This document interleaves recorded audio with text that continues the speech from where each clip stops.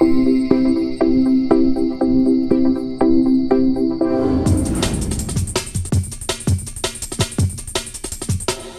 va passer à Keep and Tell et on va applaudir Jessie qui va venir me rejoindre sur scène.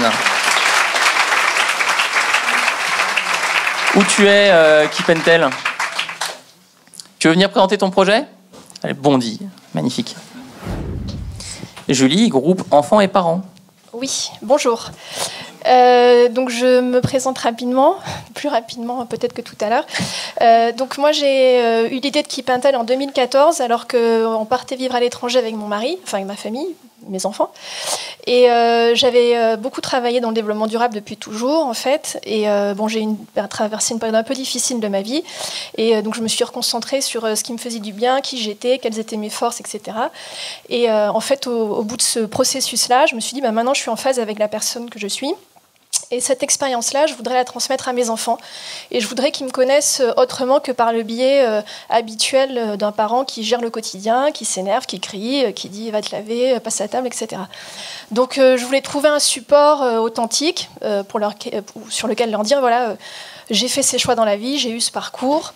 Et puis en même temps, un support qui nous permette aussi de garder des souvenirs de famille. Donc j'ai créé l'application. Et comme disait Alexandre tout à l'heure, je suis passée du produit A au produit A', B, B', C, C', et là je suis au produit F, je pense. donc voilà. Et récemment, il y a un mois, on a mis en ligne la version finale de l'application. Mais aujourd'hui, je suis toujours en pleine réflexion. J'ai 2 associés qui sont avec moi qu'à temps très partiel. Donc je cherche des associés à temps plus plein. Et j'ai aussi des questionnements sur les financements parce qu'on a travaillé sur fonds propres jusqu'à présent et maintenant on n'a plus de sous. Et donc voilà, il faut qu'on trouve comment faire. Merci beaucoup. Merci. Alors, un petit mot d'introduction sur tout ça. Chaque projet est compliqué, il y en a certains qui sont plus durs que d'autres. Les applications mobiles, c'est un des trucs les plus galères. Et Julie, tu dois le savoir maintenant. C'est compliqué parce que vous êtes en concurrence avec des dizaines de millions d'applications mobiles. Il faut aller chercher des téléchargements. C'est très facile, enfin, vous le faites tous chaque jour, de désinstaller une application mobile. Il suffit de cliquer sur un truc et là, boum, vous supprimez. Quand nous, on le fait en tant qu'utilisateur, on ne se rend pas compte du mal qu'on fait à Julie si on supprime le truc. Donc, c'est des projets sur lesquels, effectivement, il y a des challenges qui s'enchaînent au fur et à mesure. Le premier, et c'est ce sur quoi on a axé notre travail avec Jessie, c'est d'avoir une communauté d'utilisateurs, d'avoir des gens qui te suivent. C'est des projets sur lesquels il faut lever des fonds. Malheureusement, tu n'as pas le choix. Donc la séance qu'on va faire en fin d'après-midi avec Christophe Reynaud va être importante pour toi. C'est des projets où il y a des problématiques techniques compliquées. Là où je vous dis que WordPress c'est simple et que Vincent il a aucune raison de ne pas faire son site tout seul, je vais avoir du mal à dire la même chose à Julie. Je vais pas lui dire attends, c'est très simple de faire une application mobile, fais-le toute seule. Bon. Donc on a besoin d'associés. Et quand on a besoin d'associés, il faut trouver les bons. Parle à Hélène, encore une fois, sur la partie trouver un associé, un partenaire avec qui ça fonctionne bien. Parlez tous à tous les élèves qui ont des partenaires, qui ont des associés. Allez voir Julie à midi pour lui partager vos expériences. Donc, après ce petit à propos, la question maintenant pour Julie, c'est comment est-ce qu'on fait décoller l'application en nombre d'utilisateurs pour pouvoir aller dire à des investisseurs, bah regardez, on a quand même 1000, 2000, 10 000, 15 000, 20 000 mamans qui utilisent, ça vaut quelque chose, bossons ensemble. Vas-y. Ouais, bah du coup, on va faire slide suivante, mais on avait déjà un petit peu prévu tout ça, elle l'a mieux présenté que moi. Donc on va faire slide suivante, là une petite citation encore. On va passer ces slides pour aller plus vite. On va rentrer dans le dur. Donc elle a ce qu'il faut bien comprendre, c'est que elle a vraiment 2 produits aujourd'hui qui sont sur son site. D'une part, l'application mobile. Donc là, le journal intime dont elle parlait, de la maman, qui va être révélé plus tard aux enfants. Et le deuxième produit, la box. C'est là-dessus qu'elle génère des revenus. En tout cas, qu'elle compte générer des revenus, puisque l'application mobile est une sorte de, appelons ça entre guillemets un produit d'appel. Je déteste le terme, parce qu'en l'occurrence, pas du tout ça. Il y a une vraie... elle a envie de prouver quelque chose avec ça. Il y a un vrai esprit de communauté qu'elle peut développer. Donc, c'est pas un produit d'appel, mais l'idée, c'est que on peut utiliser les utilisatrices actives de cette app pour les transformer en vente heureuse d'ailleurs, de la box derrière. Donc on va avancer. Juste voilà, une petite stat que j'ai trouvée. Il y a un outil qui s'appelle Sensor Tower que vous pouvez utiliser si vous avez envie de juste d'analyser la concurrence. Sensor Tower m'a donné ces stats-là, histoire qu'on se rende compte un petit peu de quoi on parle. Il m'a dit moins de 5000 téléchargements. C'est au début, quoi, histoire qu'on mette un peu de contexte. Slide suivante. Donc, le premier truc à faire, je pense que, et ça s'applique pas que aux applications mobiles, ça marche hyper bien avec les sites web, avec n'importe quel projet, c'est qu'au départ, on va voir quoi? En fait, on va passer beaucoup de temps, peut-être 1 mois, 2 mois, 3 mois, sur son site web. On va le lancer avec tout le storytelling qu'on veut, etc. Une page à propos, une page contact, les mentions légales, blablabla. On va lancer, et il va rien se passer. On aura à peu près 0 utilisateur grâce à ça. Donc, le premier truc, c'est ne surestimez pas le site web. Le site web, ça sert à quoi? Ça sert à que on vous retrouve sur Google si on tape votre nom. Ça sert à la presse s'ils ont envie de vous raconter. Ce genre de choses. Mais c'est pas avec ça que vous allez avoir des utilisateurs de votre application mobile, ni des acheteurs de votre box, ou que sais-je. Donc le premier truc à bien comprendre, c'est ça. Ne jamais surestimer ce qui est juste un support et qui ne fait pas partie en fait de votre stratégie marketing réelle. Oui, il faut vraiment pas penser que le chemin, c'est je découvre ton site, sur le site je vois l'application mobile, je vais sur l'Apple Store, je télécharge l'application mobile. Le chemin des applications mobiles, c'est je découvre directement l'application mobile dans le store. Ok? Donc c'est vraiment un sujet, le site sur lequel toi, tu peux te retirer, tu n'as plus à bosser dessus, tu te libères du temps là-dessus et tu te concentres sur le reste. Ok? Yes. On va passer à la suite. Donc du coup, le site web, je l'ai mis là-haut, loin, pas du tout au centre de la stratégie. C'est pas que ça sert à rien, mais on va pas en parler aujourd'hui. Par contre, je sais pas comment on va faire, je vais faire slide suivante où je vais taper comme ça. Ouais. Donc on a notre trappe qui est au centre, et voilà. On n'est pas dans le cas de Vincent. Vincent, lui, il y a des gens qui le cherchent. Il le sait certainement. Il y a des gens qui cherchent. Il y a des gens qui cherchent à visiter Aurangabad ou qui cherchent à le faire dans 6 mois. Enfin, peu importe. Il y a des gens qui cherchent des choses sur Aurangabad. Donc lui, il peut aller dans une logique référencement naturel. Il peut aller sur une logique de contenu. Il peut développer tout ça. Il y a masse de choses à faire. Et si vous êtes dans la même situation, allez à fond sur cette stratégie-là. Là, on est sur une application mobile. A priori, il y a personne qui tape dans Google, même une fois par mois, journal intime pour maman, quoi. Genre, non. Ça existe pas. Et c'est pas grave. Ça veut pas dire que le projet n'a pas d'avenir. Hein. C'est ça. C'est pas grave du tout. Personne ne tape ça, et donc ça veut dire que on tombe dans la deuxième case. On peut pas miser sur des leviers de contenu. On peut pas miser ce qu'on appelle sur des leviers de pull marketing où on intéresse les gens avec ce qu'on fait. On va être dans une démarche de push, donc on va pousser une offre. Donc là, en l'occurrence, des publicités sur Facebook. Il y a que ça à faire quand vous êtes plus sur un concept qu'autre chose, que sur un marché mature. Donc là, on part sur une stratégie 100% publicité Facebook. Pourquoi 100% Parce que Julie, aujourd'hui, elle peut pas tout faire. Elle peut pas faire du Facebook, faire de la pub sur Instagram, gérer sa communauté à la perfection sur Pinterest. Elle va devoir choisir. Elle peut pas tout faire. Donc, on se concentre là-dessus parce qu'on sait que ça marche. Si Google marche pour l'autre stratégie, Facebook en publicité, ça marche pour la deuxième stratégie qui est la sienne. Il y a globalement 2 cases. Donc, on va faire 100% d'acquisition avec la publicité Facebook. Et l'idée derrière, c'est toujours avec la publicité Facebook, faire en sorte d'acquérir des acheteuses de la box parmi les utilisatrices les plus actives. Ça sert à rien d'aller dépenser du budget sur des gens qui détestent votre application mobile ou votre projet web. D'ailleurs, parce que là, on parle d'application mobile, mais tout ce que je raconte là, c'est totalement applicable à un projet web normal, entre guillemets. Et donc, on va chercher à recibler les meilleures utilisatrices de l'application mobile pour les transformer en acheteuses. On va voir après comment techniquement on s'y prend. Tout ça, bien sûr, ça c'est votre stratégie marketing. Donc c'est ce qui fonctionne en fil rouge. C'est ce que vous devez optimiser au quotidien, mais c'est pas là-dedans, en réalité, que vous devez passer le plus clair de votre temps. La réalité, c'est que si vous envoyez du budget pour acquérir de nouvelles utilisatrices ou de nouveaux utilisateurs dans votre application mobile ou votre site web et qui sont pas contents de votre service, s'ils restent pas dans le service, s'ils l'utilisent pas un petit peu toutes les semaines, tous les mois, tous les jours, que sais-je, il y a un vrai problème. Donc ça sert à rien d'envoyer du budget, qu'il s'agit d'ailleurs d'1 € par jour ou de 10 € par jour, ça sert à rien de continuer à envoyer si votre produit il convient pas à votre communauté. Donc 90% de vos efforts, si ce n'est plus, vous devez les mettre dans l'amélioration de votre produit et ce qu'on appelle l'activation, donc la première expérience, faire en sorte que quand ils installent l'application mobile, vous leur donnez une raison de pas la désinstaller tout de suite. En fait, c'est ce qui se passe avec les applications mobiles. En général, on l'utilise une fois, on n'aime pas, on comprend rien, on la désinstalle. Voilà, on a perdu du budget. Donc l'activation est hyper importante, et quand on parle de rétention, c'est évidemment leur donner l'envie de réutiliser ça sur une base régulière qui est la vôtre. Pour toi, Julie, ça va peut-être être hebdomadaire, peut-être qu'elle a envie d'écrire ça le dimanche soir, j'en sais rien, écrire son journal intime le dimanche soir, mais pour d'autres, ça va être tous les jours, tous les mois, que sais-je. Ouais, dans ce que dit Jessie, avec son vocabulaire technique toujours. Ouais, désolé, je fais du marketing. Non, il a raison, allez lui parler. Bon, on va tout le monde sur Jessie.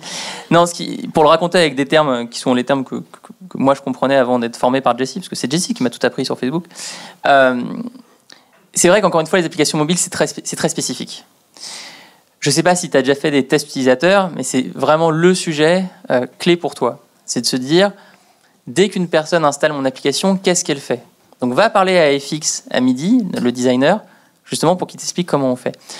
Uber, société que tout le monde connaît. Moi je les déteste Uber, c'est nul Uber, c'est horrible, ils sont méchants avec les chauffeurs, et ils sont affreux. Bon bref, pour plein de raisons. Pourquoi est-ce qu'ils ont eu un décollage? Parce qu'effectivement, à partir du moment où on installe l'application Uber, tu as ce truc merveilleux, la petite map avec des points.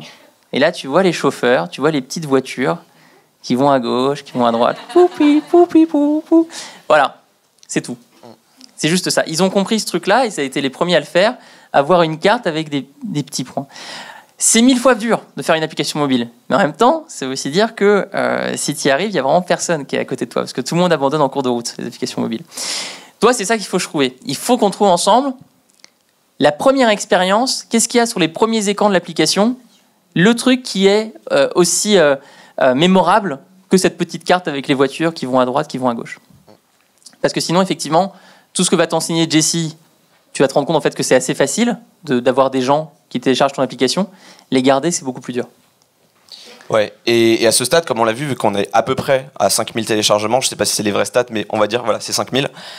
On est quand même au début du projet, finalement, et c'est pas la peine d'aller vous lancer dans des trucs du genre quelles sont les solutions analytics pour mesurer efficacement et la perfection le parcours de chacun de mes utilisateurs. Ça, on s'en fout. Ça, vous verrez plus tard. Ça s'est fait pour Uber, en fait.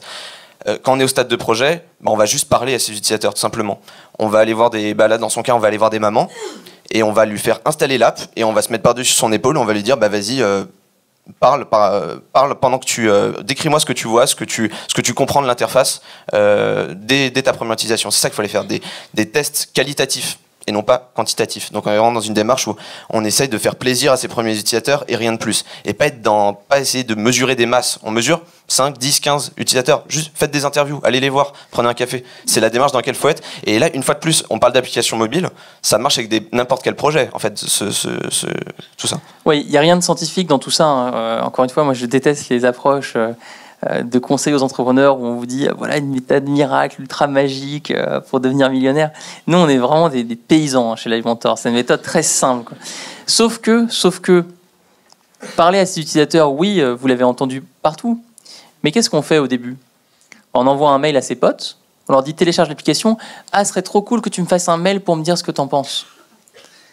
Aux potes qui sont pas mamans potentiellement d'ailleurs. Ouais, aux potes qui sont mamans. Mais en fait, on n'imagine pas tant qu'on l'a pas fait. Moi, je faisais l'erreur aussi au début de Live Mentor. J'envoyais un mail à des potes, tu peux me dire ce que tu penses du site, etc.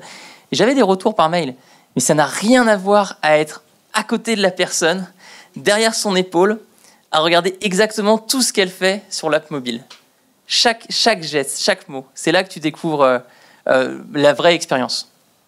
Parce que quand tu commences à essayer de le mettre par écrit, le retranscrire, t'intellectualises et c'est plus tout la même chose. Ça fait un peu préhistorique du web, mais en 2000, donc, je travaillais dans une start-up qui était juste à côté d'ici. Ça s'appelait République Calais, c'était les débuts du web, la bulle. Et à l'époque, on avait donc un site web et on avait payé une entreprise, qui s'appelait Accence, qui faisait exactement ce que tu viens de dire, c'est-à-dire des tests utilisateurs. Et donc, on avait des gens qui étaient payés pour venir surfer sur le site et nous dire tout ce qui n'allait pas. Et j'aime autant vous dire qu'aller assister à ce type de séance, c'est extrêmement formateur. Donc, je ne saurais trop vous conseiller, pour vos sites web et vos applications mobiles, de faire pareil. Merci Laura. En ne disant pas que vous êtes le fondateur, évidemment, parce que sinon les gens sont trop sympas avec vous. Donc voilà comment on le découpe finalement. De l'acquisition de nouvelles utilisatrices de l'app par des publicités Facebook, et rien que ça. Des revenus qui sont générés à la fin sur la box, a priori c'est la stratégie sur laquelle on part. De l'activation et de la rétention d'utilisateurs, on peut appeler ça aussi de l'addiction à l'application ou au site web, parce que sans ça rien n'est possible. On peut dépenser 500, 1000, 10 000 euros par mois dans de l'acquisition. Si à la fin les gens sont pas contents, ça va pas du tout. Et à la fin on va aussi parler de parrainage, parce que vos meilleurs utilisateurs c'est aussi vos meilleurs ambassadeurs.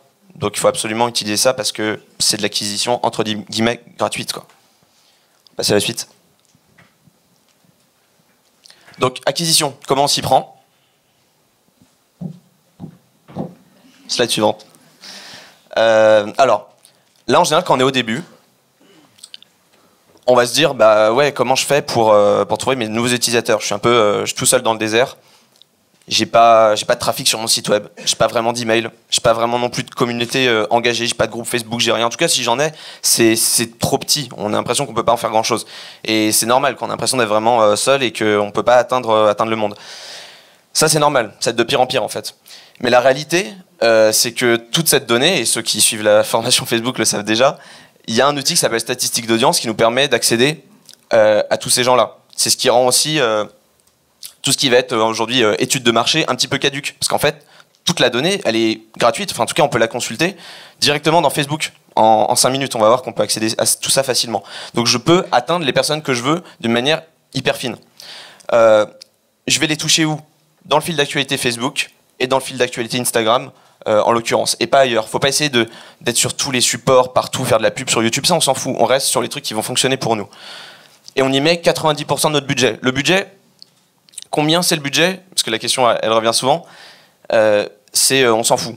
Vous mettez ce que vous pouvez mettre pour tester que les gens vont bien aimer votre application. Rien de plus. Donc, si vous avez 5 euros à mettre tous les jours, 10 euros, 50 euros, ça n'a pas d'importance. L'importance à la fin, c'est juste d'être rentable, ou en tout cas d'avoir le sentiment que vous êtes en train de construire quelque chose avec cet argent. Vous verrez après pour accélérer. C'est pas le moment d'y penser au départ. Mais en tout cas, vous mettez le plus gros de votre budget, de ce que vous pouvez vous permettre, à cette étape-là. Slide suivante. Donc voilà, là j'en parlais. Facebook, statistiques d'audience, nous permet d'accéder à ce qu'on veut. On renseigne ce qu'on veut. Des âges, des pays, des villes, des centres d'intérêt. On peut mettre tout ce qu'on veut. Parce que tout ce que les gens font au quotidien sur Facebook, ou tout ce qu'ils déclarent, donc qu'ils fassent des statuts sur Facebook, qu'ils aiment des pages, qu'ils cliquent sur tel ou tel post, tout ça, ça leur permet d'alimenter une espèce de méga machine qui permet à nous, en tant qu'entrepreneurs ou annonceurs, d'accéder à tout ça. Donc là, en l'occurrence, qu'est-ce qu'on peut faire? On peut toucher très facilement 30 000 à 35 000 personnes actives mensuelles sur Facebook qui ont 25 ans, sont des femmes, ont des enfants entre 3 et 8 ans et ont pour centre d'intérêt Birchbox, My Little Box et WeMoms. Donc, je ne sais pas si vous connaissez toutes ces marques-là, mais c'est très proche de son persona. C'est extrêmement proche de ce qu'elle défend avec son produit.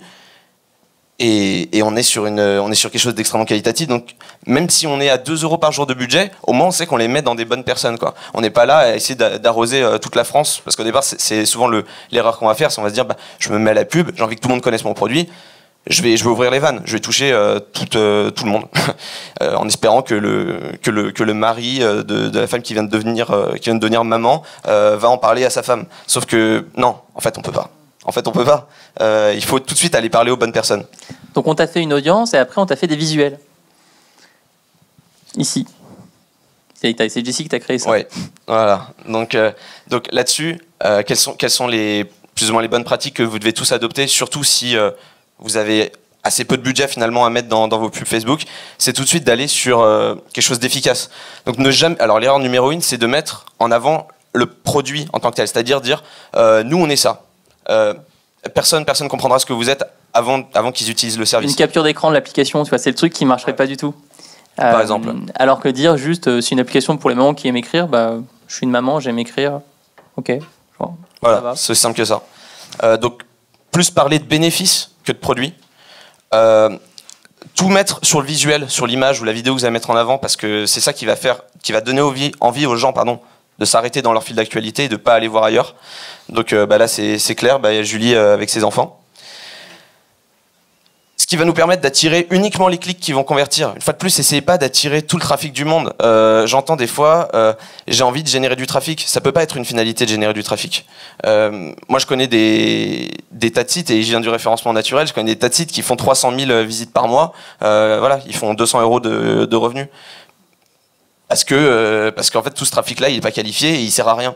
Donc, attirez-vous uniquement le trafic dont vous avez besoin, celui des mamans qui aiment écrire. Soyez reconnaissable, enfin. Quand vous faites des pubs, essayez toujours de mettre votre touche. Donc là, en l'occurrence, par exemple, je vais utiliser des emojis avec des emojis de famille dans le texte. Ça peut être ce genre de petits détails. C'est toujours des détails, mais qui vont permettre de vous reconnaître. Pub après pub, les gens qui vont être touchés par ces pubs-là vont vous reconnaître. Ils vont se dire, tiens, ça, c'est une fois de plus Keep and Tell, et je peux leur faire confiance cette fois-ci. Ça fait la 4e pub que je vois d'eux. Je vais cliquer, je vais l'installer. Voilà, on peut passer à la suite peut-être. Ouais. Tu iras après, bien sûr, donc sur tous ces sites qu'on t'a mis, Big Ads, et puis tu en as d'autres sur lesquels tu peux trouver facilement des gens qui ne sont pas concurrents, qui ne font pas la même chose que toi, qui ne font pas des applications pour les mamans qui aiment écrire, mais par contre qui font des projets pour les mamans. Et donc c'est super important pour toi que tu regardes comment eux se font connaître sur Facebook. Et là, avec ce genre d'outil, tu vois combien il y a de likes, combien il y a de commentaires, combien il y a de shares, et puis tu comprends des choses. Moi, par exemple, là, c'est WeMom, c'est des potes. Ils étaient en formation et c'est une application pour les mamans. Eux, ce qui est assez hallucinant, c'est que sur leur page Facebook, il y a des mamans qui se prennent en photo en train d'allaiter leur enfant. C'est sûr que moi, j'aurais pas pensé à demander ce genre de témoignage à mes utilisatrices. Mais je sais pas, les femmes pourront témoigner peut-être lors du déjeuner. Est-ce que vous feriez ça, vous? Est-ce que vous metteriez des photos de vous en train d'allaiter votre enfant sur Facebook? Mais il y a plein de gens qui le font. Donc, ils connaissent extrêmement bien leurs utilisateurs. Slide d'après, Gwenoal. Idem avec PandaCraft. Eux, c'est des box pour enfants, pour construire des volcans, des châteaux, etc. Une boîte très sympa. Sur Paris, tu devrais les rencontrer. Tu dois les rencontrer d'ailleurs. On te fera une introduction pour que tu les rencontres parce qu'on les connaît. Et ils se font connaître uniquement avec Facebook. Tout ça, bien sûr, c'est à titre d'inspiration, rien de plus. Je peux vous dire par expérience que essayer de faire quelque chose de trop proche que ses concurrents, ça fonctionne pas. Dans les performances, ça fonctionne pas. Il faut mettre votre touche personnelle à chaque fois. Là, c'est juste des angles qui peuvent vous inspirer. C'est tout, rien de plus. Mais tous les éléments graphiques, le fait qu'ils misent sur le vert, le fait que je sais pas quoi, les éléments sont disposés comme ça, le fait que le texte est court ou long, tout ça, ça n'a pas d'importance. Ça, c'est pour vous. Tout ça, c'est juste de l'inspiration. Donc, Big Ads, c'est encore un outil excellent pour ça. Et puis ensuite, puisqu'à la fin, il faut quand même faire de l'argent, en tout cas sur les box, là, l'idée, c'est pas... Alors, bien sûr, vous pouvez envoyer des mails à vos utilisateurs d'application, de l'application mobile, et leur dire, sinon, à côté de ça, on fait des box. On peut faire ça. Ça va fonctionner. Ça peut faire un petit peu de revenus. Mais combien de gens on va fâcher au passage? Surtout si on le répète plusieurs fois. Donc, on peut continuer en fait, à utiliser la publicité Facebook pour générer des revenus à la place de l'email. C'est en tout cas la stratégie sur laquelle on pourrait partir dans ce cas-là. Et on va voir justement comment. Donc déjà, en termes d'audience, là, on ne va pas essayer d'atteindre les mêmes personnes qu'on a atteintes tout à l'heure. On va uniquement atteindre les 30% d'utilisateurs ou d'utilisatrices, en l'occurrence, qui sont les plus actives. On va voir juste après comment. Et vous réservez très peu de votre budget. Là, cette fois-ci, vous mettez très très peu de budget, parce qu'en fait, vous n'allez plus essayer de toucher 30 ou 35 000 personnes actives mensuelles sur Facebook. Vous allez essayer d'en toucher peut-être 5 000, 10 000. Là, c'est vraiment vos utilisatrices les plus ferventes. Elles vous connaissent. Elles vous utilisent probablement tous les jours, déjà à cette étape-là, en tout cas on l'espère. Mais en tout cas, elles connaissent votre marque, ça c'est sûr. Elles connaissent Keep and Tell, elles ont installé l'application. Aujourd'hui, c'est pas rien qu'on installe votre application, vraiment. La ruée vers l'or était bien avant. Aujourd'hui, si ça arrive, c'est une bonne nouvelle. Donc, on n'a pas besoin de mettre un budget de dingue. Il n'y aura pas besoin d'être hyper agressif sur cette campagne-là. Ça, c'est une deuxième campagne. Aujourd'hui, c'est hyper facile d'aller toucher les utilisateurs les plus actifs. On va créer une audience en disant simplement, dans mon application Keep and Tell, j'ai envie de toucher les utilisateurs les plus actifs, les 30% d'ailleurs, au cours des 30 derniers jours. Aussi simple que ça. Et là, Facebook va aller se mettre à toucher ces nouvelles personnes avec de nouvelles publicités, en l'occurrence pour la box. Slide d'après. Ouais. Donc tout ça, c'était pour la partie marketing. Donc là, le truc que vraiment, la conclusion sur la partie marketing, c'est essayez pas de faire 50 000 choses. Voilà, aujourd'hui, elle aurait plein de choses à faire. Elle pourrait passer son temps aussi à aller dans les forums pour maman. Elle pourrait être sur Pinterest, elle pourrait être sur Instagram, elle pourrait faire toutes ces choses-là. La réalité, c'est qu'elle pourrait le faire aussi plus tard. Donc, autant essayer de mettre ses efforts dans un truc qui compte, à savoir avoir ses premières utilisatrices et ses premiers revenus de cette manière. En tout cas, je pense que c'est une bonne méthode pour commencer. Et ensuite, derrière, évidemment, il y aura rien de tout ça qui sera réalisable si elle met pas 90% de son temps dans ce qui compte, à savoir le produit. L'activation. Alors l'activation, ça on va faire vite là-dessus. C'est peut-être juste plus pour les applications mobiles.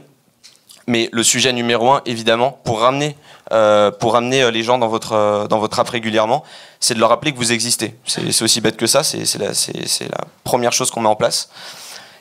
Et pour ça, pour ceux qui ont des applications mobiles ou comptent en avoir, il faut vraiment faire gaffe à la manière dont on utilise ces notifications, parce que c'est aussi une super perche que vous tendez aux utilisateurs pour vous désinstaller si vous les spammez en fait. Donc au bon moment, il faut juste pas leur envoyer des notifs toutes les 5 minutes, ça sert à rien. Déjà, je crois que techniquement vous pourrez pas, mais n'essayez même pas d'en envoyer tous les jours, vous allez les lasser, surtout s'ils aiment pas votre produit, donc ne soyez pas trop bourrin là-dessus. Donc là, le bon moment, c'est quoi ici? Ça peut être le dimanche soir, quand elle vient de passer son week-end avec ses enfants. Je veux dire, c'est le seul moment où elle a vraiment peut-être du temps pour elle, peut-être, je sais pas. J'imagine les choses comme ça en tout cas. Et donc du coup, le dimanche soir, quoi. Le dimanche soir, une petite notification. Quelle histoire avez-vous écrite cette semaine? Et voilà, ça donne envie de cliquer. Et on comprend bien l'intérêt du produit si on l'a pas encore compris, quoi. Slide d'après, Gwenoal.